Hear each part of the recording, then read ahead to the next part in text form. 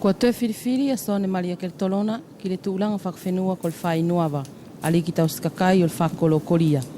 Kua ina anga o whesui a Savea Olivalio na no whamai mo le kawenga whakawhenua le nei. Na urua ki whakanofo ko le a li ki tau skakai o koria i suri o le whetu ua whikalau e iwa kaiwa tuptoru o ka kumai ki Malisio o le whetu ua whikalau e iwa kaiwa tupuiwa. Na le ase nofo a Sone Maria mo amanaki e te nofo mo le tūlanga whakawhenua le nei. Kua te tole whiriwhiri al whamiri kia te ia. Lahu amanaki Maria le ese kau toe taua ale tūlanga le nei. Te ko angalo ina whakapau ko ol potu oku kua tau tuku mai wha ia matua. Ka kirona no anga Maria ko le whamiri oku e matiba tangata. Ko le no anga o le whamiri oku siana ke kua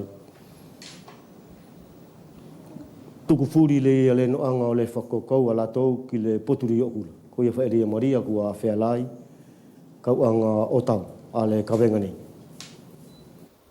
Ko whetu e lima o masina iwa, le fualo le temina rua ki taua i Sone Maria, le tūlanga whakaali ki le nei, o ngā oi tā whito ki le kakai o Koria e kua mauri le potu whenua poi.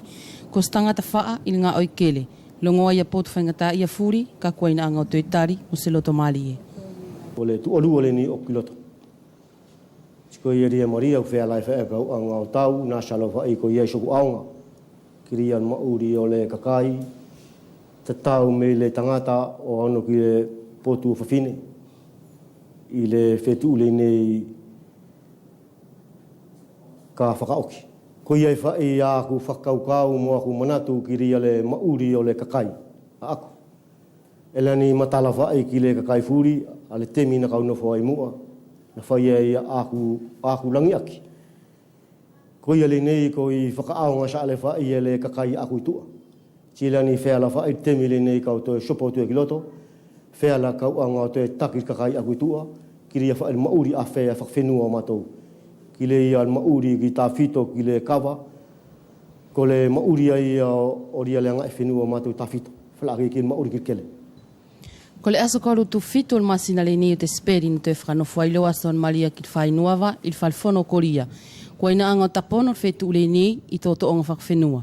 E tōno whanei ki le tūlanga whakaaliki i lon whetu kauono. Longo ai ko le tualua le nei o lana nofo ki le taki o le kakai o Koria i poi, kai loto makeke e fuai ki tō soko atua no ngā oi, tā fito le langa o le maori whakawhenua o lana kakai. I leno anga whaeri o laku whakaamu ki tō.